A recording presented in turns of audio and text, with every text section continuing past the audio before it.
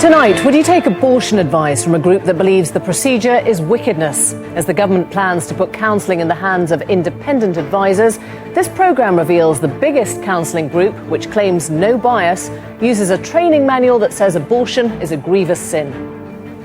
The main thing that resonates with me is the fact that they said to me that God was giving me another chance. Now the battle's before Parliament. We ask if it's ever possible to offer unbiased advice on such an emotive subject. Hello, good evening. If you find yourself pregnant and confused about an abortion, the chances are you'll be offered counselling. Up till now, the majority of services being offered were from the British Pregnancy Advisory Service or Mary Stopes, organisations that carry out abortions themselves. Is that fair? The government has decided not.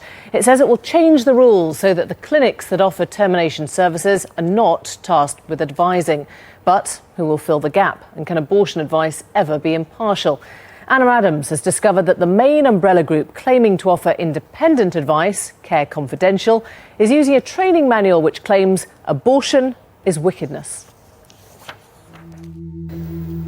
It's one of the most difficult decisions a woman will ever have to make, and who helps her make that decision is about to be put in the hands of politicians. A cross-party alliance backed by the government wants to see abortion providers stripped of their powers to advise pregnant women, and instead they want to choose the organisations that they think are more independent. So I think the government are in danger of opening up a very unethical practice, and practice that's against the best interests of women here, and vulnerable women at that. The important thing in a way is to take it away from abortion providers so that the counselling can be truly independent. Well, at the moment, if a woman wants an abortion, first of all, it has to be signed off by 2 doctors. She can then be offered counselling if they think she needs additional help.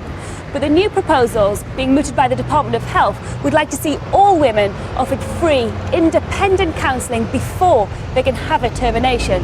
But it's the question of who can provide independent counselling that's proving to be so hugely controversial. One of the groups that's supposed to offer this kind of non-biased counselling is CareConfidential. It's the biggest independently funded crisis pregnancy charity in the UK. They've got more than 130 affiliated centres. They say they don't moralise, but we've had access to their training manuals, which describe abortion as a grievous sin. Abortion is undoubtedly a wickedness that grieves God's heart. As we study the Bible, we see that life begins within the womb when the human egg is fertilized and then implanted. The deliberate destruction of the developing child at any stage from this point is to deny the life of the human being, a most grievous sin in the eyes of God. Because abortion involves the taking of a human life, a life God created, it is very much a spiritual issue. It is important, therefore, that this work of post-abortion counselling is church-based. We spoke to one woman who said her CareConfidential counselling session was more like a sermon. Bringing God into the counselling space, I think, is highly inappropriate. It's non-directed counselling. I've had non-directed counselling for pregnancy-related issues before, and I know what it's like. It respects the client. You don't bring religion into the counselling space. And so the moment they mentioned God, I knew something wasn't quite right. I was told things like, it wasn't, I was actually a mother now, even though I was only 6 weeks pregnant. My baby, they didn't refer to the pregnancy as a pregnancy, it was a baby, even at just 6 weeks. Had everything, like DNA, absolutely everything, the whole blueprint, and I was a mother now. And eventually this kind of expanded to the fact that abortion just was not a solution. It was not the answer. And just all sorts of very anti-abortion views were just being thrown at me, really. CareConfidential say they acknowledge the language they used is now outdated and are going to rewrite the training manuals. The chief executive said they want to bring 100 centres up to a commissionable standard so that every advisor would consistently provide unbiased, confidential advice and support. There already is an existing unbiased professional service which is regulated and inspected by the Department of Health itself, which on its website warns against going to these so-called independent abortion providers who have been shown time and time again through mystery shopping exercises to give distorted advice, incorrect advice, and try and shame women into not seeking abortion when that's in their interests and what they want. Pro-life groups say change is needed because abortion providers like Mary Stopes and BPAS have a financial incentive to advise women to have a termination. Well, at the moment, counselling appears to be just the first step on the abortion conveyor belt. Abortion providers give the impression that abortion is no big deal. But at Life, from the many, many women we see for post-abortion counselling, we know that abortion has serious consequences for many, many women. If they're going to clinics which are basically given the impression this is no big deal, it's perhaps too easy to get into a process without having fully thought it through. Well, attempts to change the abortion laws have failed in the past. The most recent example was trying to lower the limit from 24 to 22 weeks. But this time, it's slightly different because these changes can be made without a vote, which means the government is open to criticism that is trying to make radical changes without political scrutiny. Abortion charities say the changes would only delay thousands of terminations and put women at greater risk. But pro-life groups say it could actually prevent 60,000 terminations every year. With such polarised views, are any of these groups really qualified to be truly independent? Anna Adams there. We put our report to the Department of Health and they said no minister was available as they're still finalising their proposals, but they did give us this statement. Our proposals, they write, are independent counselling being developed. We'll provide more detail and consult on this detail later in the year. Well, meanwhile, let's discuss it further here because joining me now is the Conservative MP Stuart Jackson, a backer of Nadine Dorries' amendment, and from Manchester, the Labour MP Yasmin Qureshi. Welcome. Thank you to you both. Stuart Jackson, do you believe that a group which believes that abortion is undoubtedly a wickedness that grieves God's heart can offer independent advice?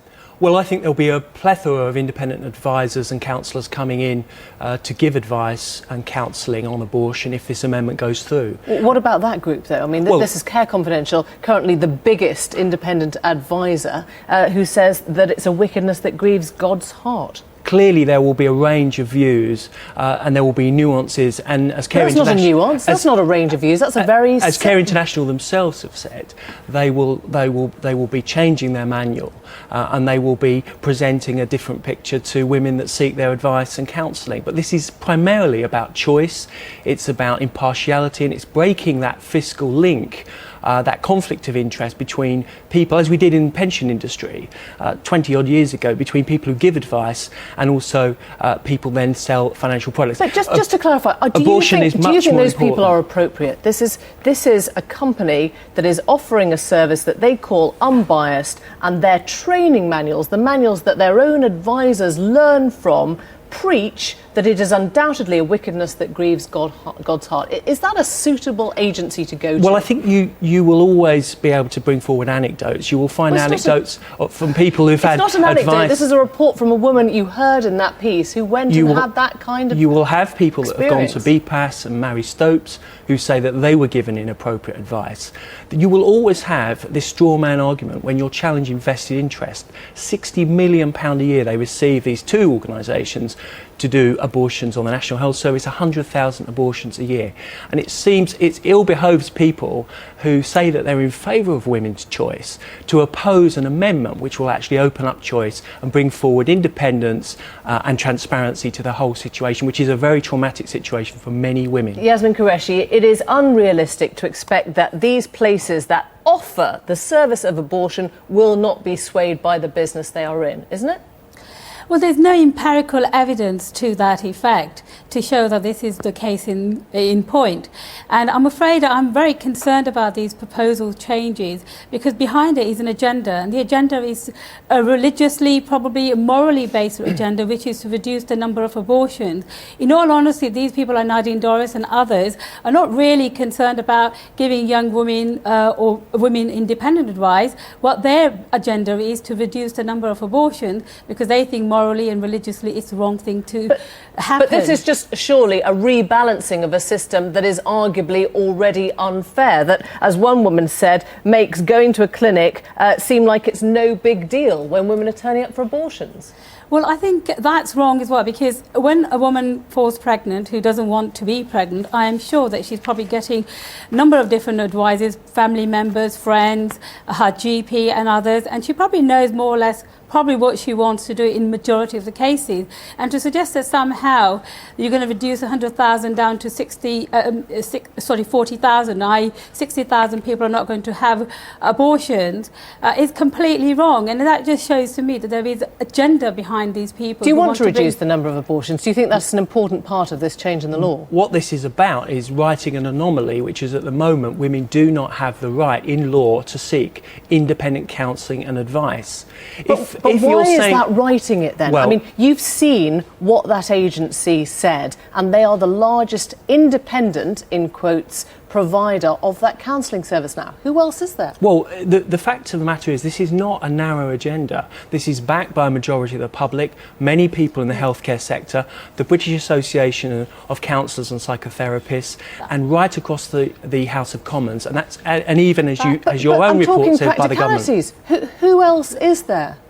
There will be many other people that will come in to give that support. And if you're asking me that as a legislator, as Yasmin is, it is not right that we consider a social phenomenon which has grown from 84,000 abortions in 1991 to 181,000 abortions in 2010, that we should have no part in deciding that, then I have to disagree with Yasmin. The argument we should be having and the debate we should be having as a society is about the number of pregnancies which are unwanted. It's to prevent unwanted pregnancies, is to work out how to educate people better, how to even maybe talk about abstinence and things of that nature to prevent pregnancy. Once the pregnancy has taken place, in all honesty, most women probably know what they want to do.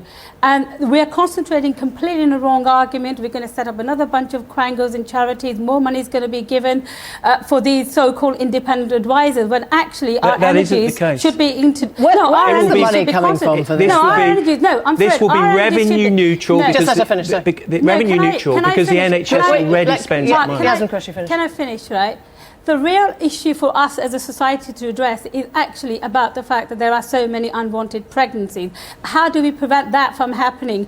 There's no point trying to change the situation and putting it back 25 years ago. As you know, most medical practitioners have said that this particular proposal is actually going to cause more problem, it's going to cause more delays, and actually it's going to cause more dilemma and more harm to women. Let's put those. And for the government now, which is preaching austerity, we haven't got the money for this. And you certainly don't want to push women's decisions even further along the line of their pregnancy, do you? This is about putting women's choices that are right for them in very traumatic circumstances front and centre.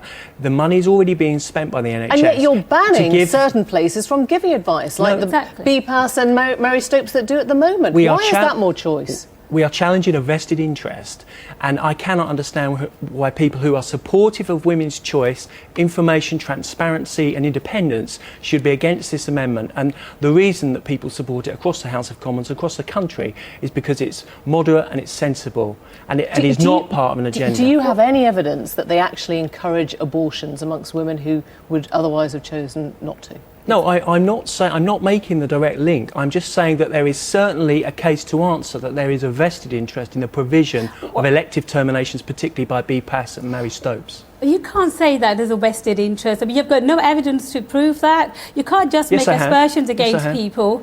That wait a second, let her finish, please. Let her finish. Okay. There's a moral argument going on here, and that's what people should be honest about. This isn't about wanting to give women's choice. This is about the fact that increasing their social conservatism coming from America, coming into this country, and all they're trying to do is you think this is a move of a government that is anti-abortion? Is that how it will be seen?